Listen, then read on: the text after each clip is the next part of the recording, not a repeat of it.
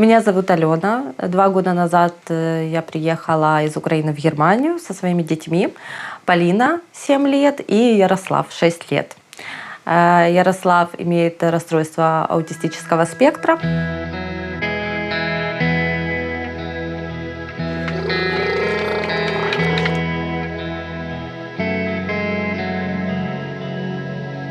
Я родилась и всю жизнь прожила в Мариуполе. Прекрасный город на берегу моря, которого мне сейчас очень не хватает. Работала я в банке долгое время. Потом у меня родились дети. Дети у меня погодки.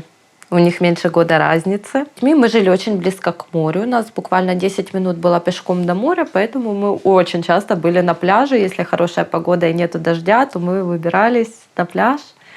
У них не было заметно какой-то разницы в развитии. То есть где-то до 2,5 лет Ярослав развивался как обычный ребенок. Он разговаривал, он мог считать до 10. То есть все было прекрасно, и у меня даже никакой мысли не было, что что-то не так. А потом в какой-то момент просто он замкнулся в себе, и мы забили тревогу, так, конечно, не громко, но на консультацию я решила сходить к психиатру, его показать. У меня очень долго было отрицание. Даже когда мы уже сходили к психиатру, я все равно говорила, что да все нормально будет. То есть мне там бабушки, дедушки все говорили, что что-то не так с ребенком. Я говорю, отстаньте от него, все будет хорошо, все будет нормально, просто ему нужно время. Вот вы все говорите, что что-то не так. Нет, я верю, что с ним все нормально, все, ему просто нужно время. Психиатр тогда мне сказал, что сначала надо поработать с мамой, чтобы мама приняла это, потому что без разрешения родителя я ничего сделать не могу. 22 февраля 2022 года мы поехали в областную психиатрическую больницу для постановки диагноза. Нам поставили там диагноз сразу, мы с ним вернулись и хотели оформлять инвалидность.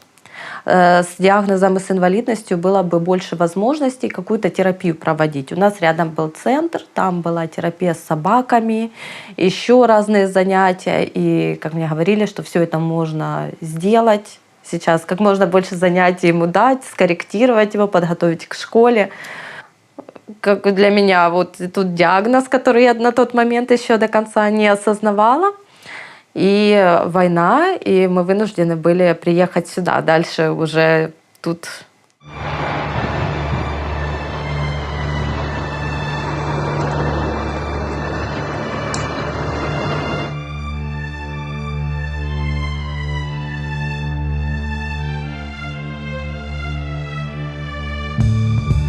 Я одна здесь была, очень много времени проводила с Ярославом. Конечно, это дало мне, было время для того, чтобы понять, принять, познакомиться с ним, все-таки увидеть, что не нужно от него требовать быть таким, как другие дети, что он особенный, он другой. Да, тут пошло все, и депрессия, принятие, все эти этапы, все мы здесь с ними прошли. Куда поехали? Ты меня целуешь? Ты такой милый. О! —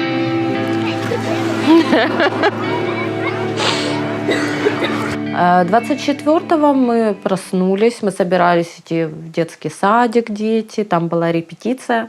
И зашла вот в новости, открыла телефон, а там уже во всех чатах все написали, что свекровь писала бывшая: собирайте вещи, уезжайте из Мариуполя. Я говорю, куда уезжать? Вы посмотрите, Одесса, Киев, Харьков, везде стреляю, куда уезжать? Просто было страшно с одной стороны. С другой стороны, мы с 2014 года иногда слышали взрывы, и было такое чувство, что, там чуть-чуть и успокоится. Последний магазин, который работал, там была километровая очередь. Помню, серость такая. Люди набирают воду в ведра. Это было так страшно, это как будто из страшного фильма, из фильма ужаса, какой-то апокалипсис какой-то, потому что это не было похоже на наш город, который на берегу моря, солнечный, красивый, жизнерадостный. Все было совсем по-другому. 3 марта мы приняли окончательное решение пробовать выехать. Была цель уехать как можно дальше от от войны уехать. Но везде, где мы останавливались на ночевку, мы 5 дней ехали до Львова, 2 дня до Днепра, потом еще до Львова 3 дня. Везде, где мы останавливались на ночевку, везде были сирены, тревоги, и это морально было очень тяжело.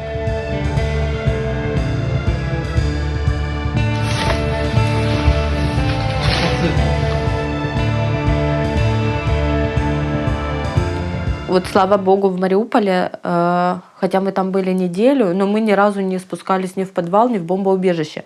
Я просто себе не могла представить, как я с Ярославом туда пойду. А что я буду делать, если вдруг воды не будет? Если еще нормотипичному ребенку можно объяснить, что надо по чуть-чуть пить по 2 глоточка, то он, если хочет пить, то я ему никак не объясню, что надо подождать, надо потерпеть.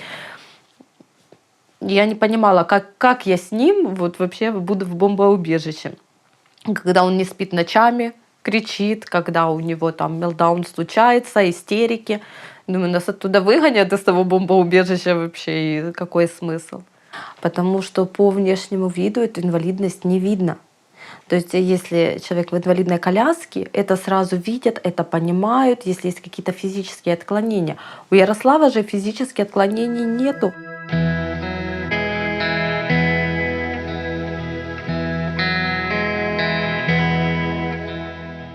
Мы выехали из Украины в Варшаву. И на следующий день меня друг позвал, просто знакомый, который сказал, говорит, я нашел тут людей, которые тебе помогут, которые предоставят вам жилье на какое-то время. И я подумала, окей, да, хотя бы я смогу быть в безопасности с детьми. Живем мы сейчас в Мюгельхайме в Берлине. Это не в центре, очень далеко на окраине. Мне нравится, что здесь очень красивая природа. Много озер, лес и вообще просто замечательное, прекрасное место, как курорт. Немецкая семья предоставили нам вот помещение, в котором мы можем жить. Я им безумно благодарна, они нас встретили. Конечно, не было понимания вообще, что они говорят. И вот такой шок был. Дети уже спали, а они спрашивали, что тебе надо. И я просто не понимала. Я пришла сюда, а здесь я им безумно благодарна, потому что здесь было для жизни все. Они сделали. Они мне рассказали, что есть такая возможность обратиться в Югенамт, и Югенамт может помочь предоставить человека, который бы приходил на дом и помогал, кому нужна помощь. И мы это сделали. Человека нашли не сразу, конечно, потому что людей не хватает по этой специальности в Берлине, как бы. И плюс район у нас очень далеко. Но потом нам улыбнулась удача, и мы нашли помощницу, которая с нами уже 1,5 года, с которой Ярослава очень хорошо ладит, она очень нам помогает. И вообще это, я считаю, замечательно, что есть такая возможность, что я, приехав сюда, не осталась одна, а со стороны государства, со стороны Югенамта я получила такую поддержку. Это мне дало возможность посещать интеграционные курсы, учить язык. И вот сейчас, уже имея какое-то знание языка, я уже совсем по-другому себя чувствую. Я уже могу без переводчиков поговорить что-то, как-то найти информацию, которая мне нужна, заполнить документы, отправить. А документов тут много.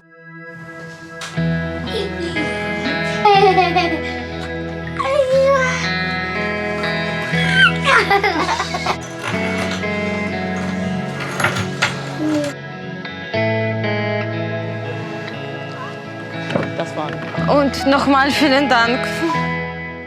Честно говоря, я стараюсь не зацикливаться на теме войны, изначально старалась, потому что я понимаю, насколько мое эмоциональное состояние влияет на детей. Если я начинаю читать новости, я туда ухожу, я расстраиваюсь, я себя плохо чувствую, и, соответственно, дети тоже это чувствуют и больше интересуются. А я хочу дать детям детство.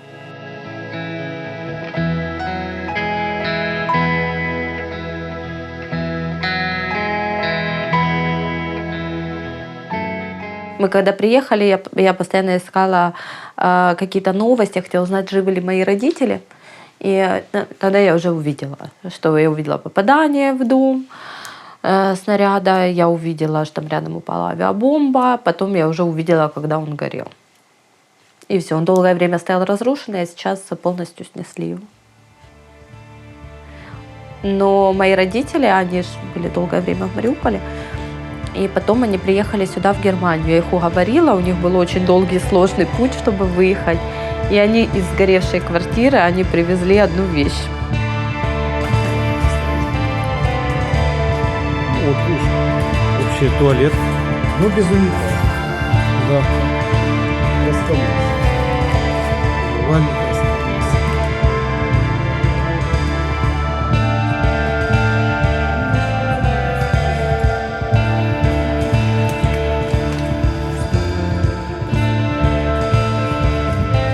Ты вот так вот зайди, вот там вот ангелочек.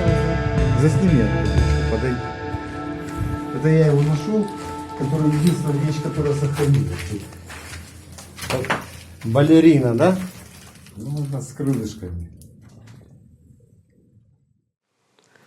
И мы не знаем, каким чудом она просто уцелела. Теперь это вот из моего дома это все, что осталось. Я знаю, что многие родители, у которых дети с аутизмом, они боятся выезжать, потому что дети очень плохо переносят дорогу, любые изменения, все. Хочу сказать, что все равно нужно пробовать, нужно рискнуть, посмотреть, а как там, и решить, где будет лучше ребенку, где будет лучше вам, где будет комфортней. Не надо бояться дороги, надо смотреть дальше, в перспективу, в будущее. Сейчас у нас есть цель, это школа. Ярослав должен в этом году пойти в школу. Пока он ходит сейчас в детский сад ненадолго, всего на 3 часа, я не могу, к сожалению, идти работать, поэтому я сейчас буду продолжать учить язык. А в дальнейшем я надеюсь, что все сложится со школой, и тогда я смогу работать. Особенно в Берлине. Я себя чувствую очень комфортно. Мне нравится то, что люди здесь могут самовыражаться, то, что можно быть другим, можно быть не таким, как все. Все люди разные, все это принимают. Я считаю, это замечательно. И я думаю, что в этом плане и Ярославу будет здесь лучше, потому что его не будут подгонять под стандарты, что ты должен быть таким, таким, таким. Ты такой, какой ты есть, вот мы тебя таким любим. Ты можешь быть таким, каким тебе нравится. Ярослав очень добрый, очень любвеобильный и очень-очень активный ребенок. Ему надо постоянно движение, ему надо постоянно бегать, прыгать, залазить куда-то. И, да, он это очень сильно любит, поэтому мы очень много времени гуляем. Очень часто бываем на детской площадке, мы ходим на озеро. Он научился год назад сам на велосипеде двухколесном кататься, никто не верил, что он сможет. Теперь он это тоже очень любит, мне приходится за ним бегать.